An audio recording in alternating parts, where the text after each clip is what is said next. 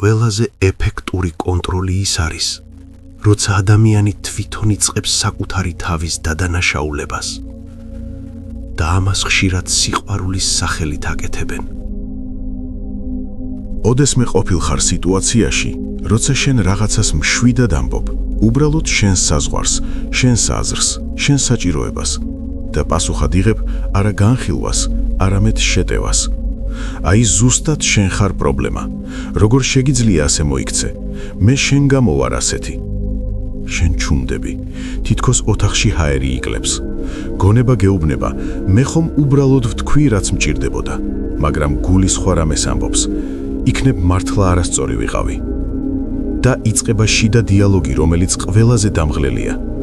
ახლა რომ დავიცვა თავი, ეგოისტი გამოვალ. იქნებ მართლა ჩემი ბრალია. ეს არის ის მომენტი, როცა ორი რეალობა ერთდროულად გიჭერს ხელს. ერთი ამბობს, მე არ გამიკეთებია რამე ისეთი. მეორე ამბობს, მაგრამ რატომ გძნობ თავს დამნაშავედ? ამას ფსიქოლოგიაში კოგნიტურ დისონანსს უწოდებენ, როცა შიგნით ორი ურთიერთგამომრიცხავი აზრი ერთდროულად ცხოვრობს და შენს სისტემას აბნევს. და დაბნეულობაში ადამიანი ყველაზე ხშირად ერთს აკეთებს, საკუთარ თავს ადანაშაულებს, რადგან ეს თითქოს ამთავრებს გაურკვევლობას. თუ ეს სცენა შენთვის ნაცნობია, ეს ვიდეო სწორედ შენთვისაა. დარჩი ბოლომდე და მიიღებ მკაფიო ჩარჩოს, რა არის მანიპულაცია და როგორ ამოიცნო სამი ყველაზე გავრცელებული ნიშანი. მანიპულაცია ყოველთვის არ არის ყვირილი. ზოგჯერ ის ძალიან მშვიდია, დახვეწილი, ძალიან ლოგიკური და სამართლიანი. ის არ არის არც კამათი, არც აზრთა სხვადასხვაობა, არც ადამიანის ცუდი ხასიათი. მანიპულაცია არის, როდესაც ერთი ადამიანი იყენებს თქვენს ემოციებს, დანაშაულის გრძნობას, შიშს, სიყვარულს, დაბნეულობას, იმისათვის, რომ თქვენზე კონტროლი მოიპოვოს. ხშირად მანიპულაცია არის ნასწავლი ქცევა. ზოგ ადამიანს ასე ასწავლა ოჯახმა, გარემომ, გამოცდილებამ. თუ პირდაპირ ვერ მივიღებ, ემოციით მივიღებ. ეს არ ამართლებს, მაგრამ ხსნის, რატომ არის ზოგჯერ მანიპულაცია ძალიან ბუნებრივი მათთვის და ძალიან დამაბნეველი შენთვის. დღეს არ შევალ დიაგნოზებში, პიროვნების აშლილობებში და ტრაუმის ღრმა ანალიზში. ჩვენ ვაკეთებთ პრაქტიკულს და ყველაზე მნიშვნელოვანს, როგორ ამოვიცნოთ მანიპულაცია. დანაშაულის გრძნობის პროვოცირება. მანიპულატორი პირდაპირ არ გეუბნება რა უნდა. ის გაძლევს დანაშაულის გრძნობას. ფრაზები როგორიცაა, მე შენთვის ამდენი გავაკეთე, შენ ყოველთვის ასე იქცევი, შენ არასდროდ ფიქრობ ჩემზე. ეს პირდაპირი მოთხოვნა არ არის, ეს ემოციური ზეწოლაა. შენ არ აკეთებ რაღაცას იმიტომ, რომ გინდა, აკეთებ იმიტომ, რომ ცუდად არ იგრძნო თავი. თუ გადაწყვეტილებებს იღებ იმის შიშით, რომ ვიღაცას ეწყინება, ეს უკვე გავლენაა, არა თავისუფალი არჩევანი. კითხე საკუთარ თავს, როდის იღებ გადაწყვეტილებას სურვილით და როდის დანაშაულის თავიდან ასარიდებლად. რეალობის ეჭვქვეშ დაყენება.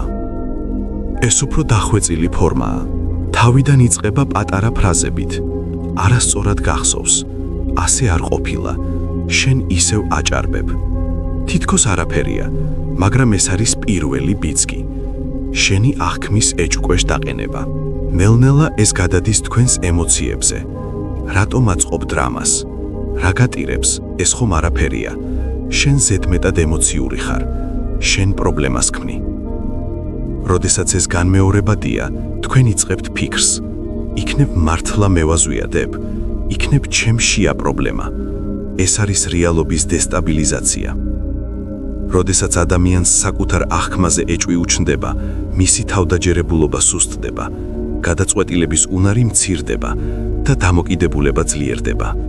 როცა შენი აღქმის გეეჭვება, შენ გჭირდება ვინც აგიხსნის და თუ სწორედ მანიპულატორი გიხსნის, შენ ნელ-ნელა ხდები დამოკიდებული მის ინტერპრეტაციაზე. ამ პროცესს ფსიქოლოგიაში გესლაითინგს უწოდებენ.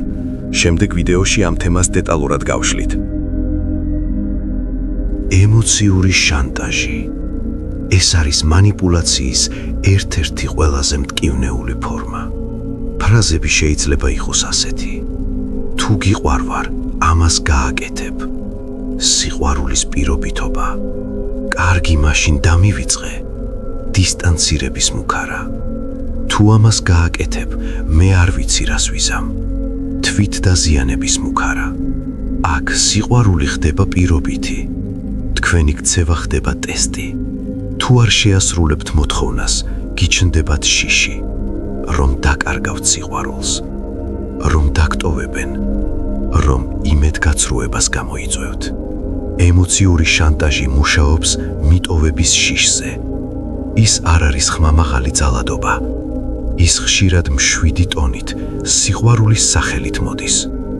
მაგრამ თუ ურთიერთობის შენარჩუნება მუდმივ შიშზეა დამოკიდებული, ეს უკვე კონტროლია, არა სიყვარული. სიყვარული არასოდეს ამბობს, თუ არ დამემორჩილები, დაგტოვებ. ჯანსაღი კავშირი ამბობს, შენ შეგიძლია გქონდეს შენი სურვილები. მე მაინც შენს გვერდით ვარ. რატომ ვერ ვამჩნევთ მანიპულაციას? ხშირად იმიტომ, რომ გვიყვარს. ხშირად იმიტომ, რომ გვჯერა, ყველაფერი გამოსწორდება. ზოგჯერ ბავშვობაში ნასწავლი ქცევები გვაჩვენებს, რომ სიყვარული უნდა დაიმსახურო, რომ კონფლიქტში ყოველთვის ვიღაც უნდა იყოს დამნაშავე. ზოგჯერ გვჯერა, მე შევცვლი მას და ზოგჯერ უბრალოდ გვეშინია მარტო დარჩენის. მანიპულატორი ყოველთვის ცდილობს ერთი რამის წართმევას, შენი არჩევანის განცდის. ის გაჩვენებს, თითქოს მხოლოდ ერთი გზა არსებობს, მისი გზა. მაგრამ როცა შენ სწავლობ ფაქტებზე სახელის დარქმევას და საზღვრების დაყენებას, შენს ცხოვრებაში ჩნდება ის, რაც მანიპულატორს ყველაზე მეტად აშინებს: არჩევანის თავისუფლება და სიმშვიდე. შენ არ ხარ ვალდებული იყო ყველასთვის მოსახერხებელი და რაც უფრო მკაფიოდ ეტყვი საკუთარ თავს, მე მაქვს უფლება ავერჩიო, მით უფრო ნაკლები სივრცე დარჩება იმ ხელებისთვის, რომლებიც შენს ძაფებს მართავენ. თუ დღეს ჩამოთვლილი ნიშნებიდან რომელიმე შენთვის ნაცნობი იყო, მნიშვნელოვანია ერთი რამ იცოდე. შენ არ ხარ ზედმეტად მგრძნობიარე, შენ არ ხარ სუსტი და შენ არ ხარ დამნაშავე ყოველთვის. მნიშვნელოვანია მხოლოდ ერთი კითხვა დაუსვა საკუთარ თავს. როდის დაიწყე საკუთარი თავის ეჭქვეშ დაყენება და ვის გვერდით? დაწერე კომენტარში, რომელი ნიშანი იყო შენთვის ყველაზე ნაცნობი. შემდეგ ვიდეოში დეტალურად ვისაუბრებთ გესლაითინგზე, როგორ გართმევენ რეალობას და როგორ დაიბრუნო საკუთარი ხმა. თუ ეს თემა შენთვის მნიშვნელოვანია, გამოიწერე არხი, რათა არ გამოგრჩეს გაგრძელება.